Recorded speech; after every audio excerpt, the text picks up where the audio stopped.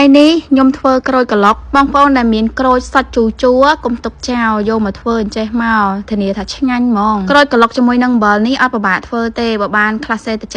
ទៀតទេញ៉ាំរត់តែឆ្ងាញ់បងដែលមានមិត្តស្រីចូលចិត្តញ៉ាំអាជូរធ្វើអញ្ចេះឲ្យគាត់ញ៉ាំទៅដឹងតែស្រឡាញ់បាត់មុខអំបានហ្មងដូចត្រូវស្នេហ៍អញ្ចឹងមនុស្សស្រីមិនមែនជាមនុស្សដែលចូលចិត្តរកគ្រឿងច្រើនទេចង់យកចិត្តគាត់ក៏អត់ពិបាកដែរអីដែលគាត់ចូលចិត្តយើងធ្វើនឹងទៅហើយអីដែលគាត់ហាមគាត់មិនពេញចិត្តហ្នឹងយើងកុំធ្វើបានតែប៉ុណ្្នឹងមកនិយាយមែនស្រឡាញ់ងប់ងល់ដកចិត្តអត់រួចហ្មងតោះអញ្ចឹងចូលមកដល់សាច់រឿងខ្ញុំវិញម្ដងក្រូចនេះនៅស្ទើរៀងសាច់ជូរខ្លាំងដែរយកមកហ្នឹងគឺខ្ញុំចិត្តសបកខាងក្រៅហើយនៅបកសបកសនៅខាងក្នុងមកតង់ទៀតពួកយើងយកទៅក្លុកជាមួយអំបិលម្ទេសបើយើងចិត្តនៅសបកច្រើនពេកញ៉ាំអត់កើតទេអញ្ចឹងចិត្តសបកខៀវចេញហើយរួចស្អាតហើយហ្នឹងគឺខ្ញុំចាប់ដើមមកឆ្កឹះបកសបកសនឹងមកតង់ទៀតក្រូចក្លុកនេះបងប្អូនចង់ធ្វើក្រូចពោធិ៍សាត់ដូចខ្ញុំចេះក៏បានឬក៏ធ្វើក្រូចឆ្មា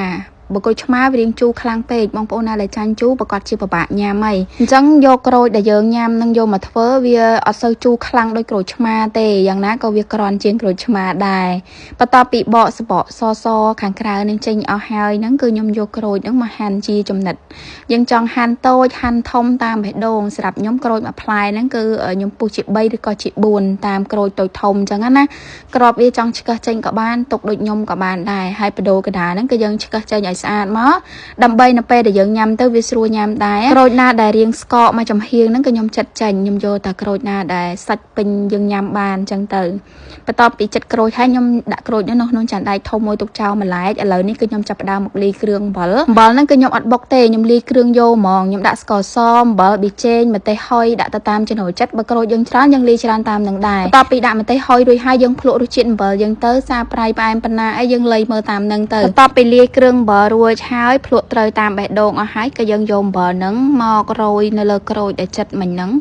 រោយទាំងអស់ហ្មងព្រោះអត់មានទុកអីត្រូវជ្រលក់អីទៀតទេគឺក្រូចក្លុកជាមួយនឹងអំបិលក្លុកហើយយើងអាចយកក្រូចហ្នឹងទៅដាក់ក្លាសេទុកក្នុងទូ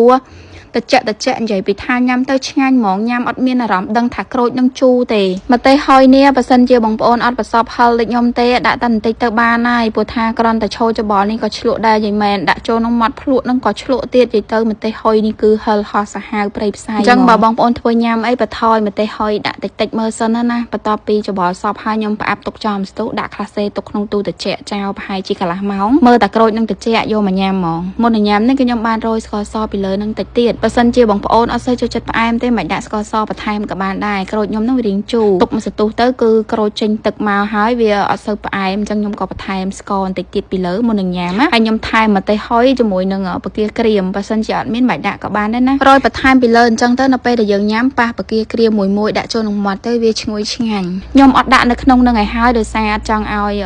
បកាក្រៀមរបស់យើងនឹងវាចូលជាមួយក្រូចទៅវារៀងរីកចេញទឹកញ៉ាំទៅអត់សូវឆ្ងាញ់ទេអញ្ចឹងមុននឹងញ៉ាំគឺខ្ញុំយក100បន្ថែមពីលើក្រៅនិយាយពីថារសជាតិនេះដាក់មួយម៉ាត់ណាក៏ពេញចិត្តដែរយីមែនហិលក៏ហិលរសជាតិក៏មកល្មមឆ្ងាញ់អូខ្ញុំចូលចិត្តមែនតើបងប្អូនឲ្យខ្លះសេតិចធ្វើញ៉ាំលេងក៏បានយប់ឡើងមើលរឿងមើលអីអប់សុកមាត់អីធ្វើទុកញ៉ាំពេលយប់ហ្នឹងគឺត្រូវហ្មងជាពិសេសអ្នកដែលគាត់ចូលចិត្តញ៉ាំអីជិះចប់ពេលយប់ដូចខ្ញុំសាកធ្វើទុកទៅនេះថាញ៉ាំមកជក់មាត់ហ្មងអញ្ចឹងបងប្អូនកុំភ្លេចសាកធ្វើញ៉ាំទាំងអស់គ្នាហើយវីដេអូរបស់ខ្ញុំក៏មានតែប៉ុណ្្នឹងទេអរគុណដែលបានចំណាយពេលវេលាទស្សនាជួបគ្នានៅវីដេអូក្រោយសម្រាប់សំណួរឬចង្អុលឲ្យបន្ថែមអាច comment នៅខាងក្រោមជម្រាបលាបាយ